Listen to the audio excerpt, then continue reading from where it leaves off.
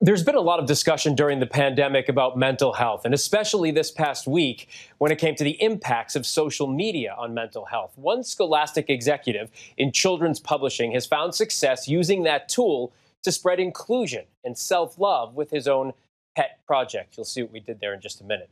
A collection of gifts and now 2 books featuring a little dog named Chippy.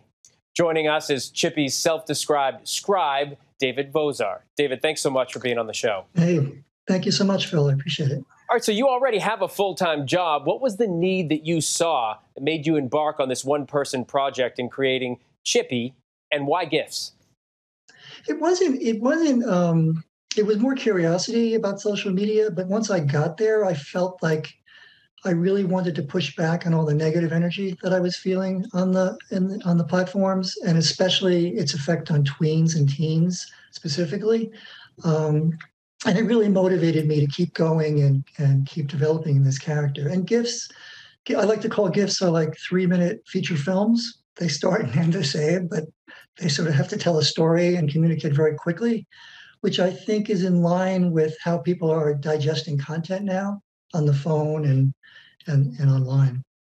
When I saw Chippy for the first time, I immediately thought Chippy was adorable, as apparently do millions of other people. Why Chippy, and how did you create it? Yeah, Chippy was my dog when I was a kid. And I created him basically, I've just been drawing him ever since I was little. And in my professional life, I would draw little messages on the layouts that would be circulating. So it felt like a natural to sort of bring him along into the social media world. And I was too shy to sort of enter that world as a person at the beginning. So this was a sort of a surrogate for me to create this character. Well, you certainly focus on Chippy and the message, but you said Chippy isn't even the main character here. So who is? And what's Chippy's message? Yeah, I think that's important. It's really you. It's the viewer. Chippy is the one showing up every day to show you how much he loves you and coming up with new ways to do that. And I think, it's his desperate need to show up every day and sort of entertain you and make you feel loved, which is really the most important piece of it. It's really you, the viewer, it's the primary character on the piece. So we've been tracking it a bit, and the usage chart from Giphy shows a huge spike in Chippy GIF usage during the pandemic with more than 17 billion views. Why do you think Chippy has been so successful during this time of uncertainty? I think first of all, that number is hard for me to even fathom, but because I always focus on the one-to-one relationship, that one number is more important.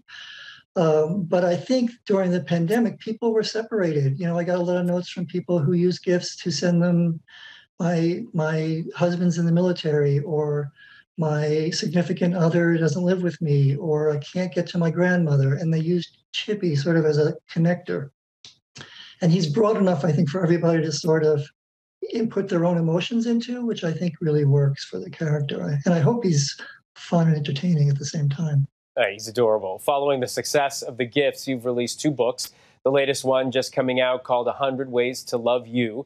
Thinking back on all the responses you've received over the years from fans of Chippy and now the books, what do they say the impact was on their lives? It depends. It's situational. There could be people who've lost a loved one. I mean, it gets pretty heavy. There are people who lost their pets. There are people, if I could share with you some quotes I pulled from that were sent to me. Sure. I had a real awful few months of mental health wise. Honestly, some days Chippy is all that's gotten me through. I'm scared all the time, but Chippy is so sweet and kind and always filling my dash with positivity. I can't tell you how much it means to find something to smile about on a really bad day. Or how's that make you feel? I mean, hearing that from people, life-changing. It's tremendously motivating, and it's also a huge responsibility that I feel because he has to show up every day. I think that constancy is what people need, and that's why I sort of power myself through to keep coming up with ideas and new creative. Well, those are all beautiful comments. You've described yourself as Chippy's scribe as opposed to his creator. Why scribe? Yeah. Well, because I'm not really his creator. I'm channeling his message.